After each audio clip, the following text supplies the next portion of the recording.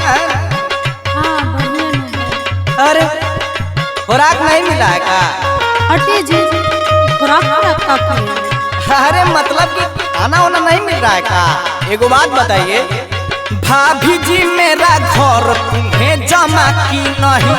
भाभी जी मेरा घर तुम्हें जमा की नहीं, भाभी जी मेरा घर तुम्हें जमा की नहीं।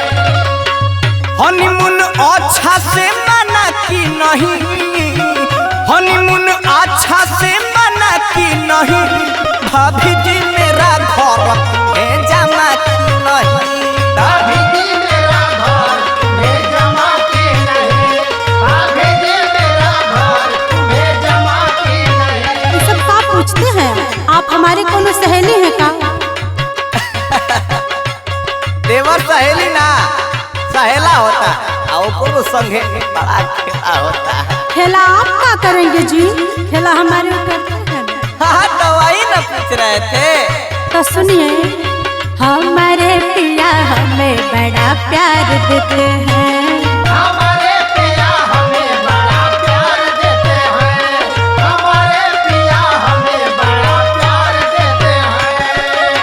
काम धंधा पूरा संभाल देते हैं, काम धंधा पूरा संभाल देते हैं। हमारे पिया हमें बड़ा प्यार देते हैं। हमारे पिया हमें बड़ा प्यार देते हैं, हमारे पिया हमें बड़ा प्यार देते हैं।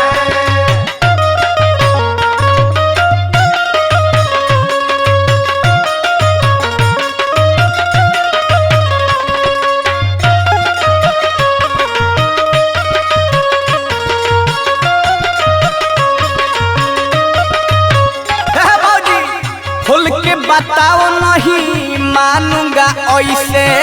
बोल के बताओ नहीं मानूंगा ऐसे, भैया का प्यार तुम्हें पता चला कैसे? करेंगे तो पता नहीं चलेगा। पता चला कैसे। खुल के बताओ नहीं मानूंगा ऐसे। भैया का प्यार तुम्हें पता चला कैसे? आके यहाँ पे मूड बना की नहीं?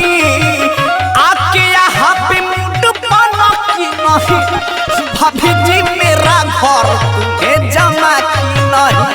भाभी जी मेरा घर तुम्हें जमा की नहीं, भाभी जी मेरा घर तुम्हें जमा की नहीं।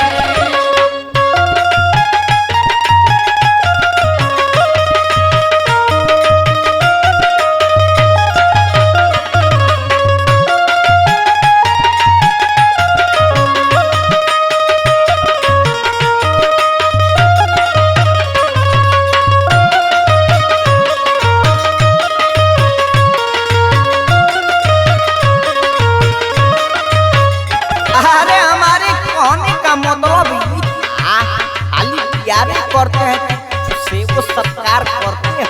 अरे क्या करेंगे जी? आप ये सब जानते हैं। मतबल ये था कि हम कर देते। पेड़ा मिठाई रोजे हमको खिलाते हैं। सुनेंगे ना चकरा जाए। हमको खिलाते हैं, चाहिए बना के खुदे हमको पिलाते हैं। चाहिए बना धोइए दे लड़का। आप तो धोते भी है ना।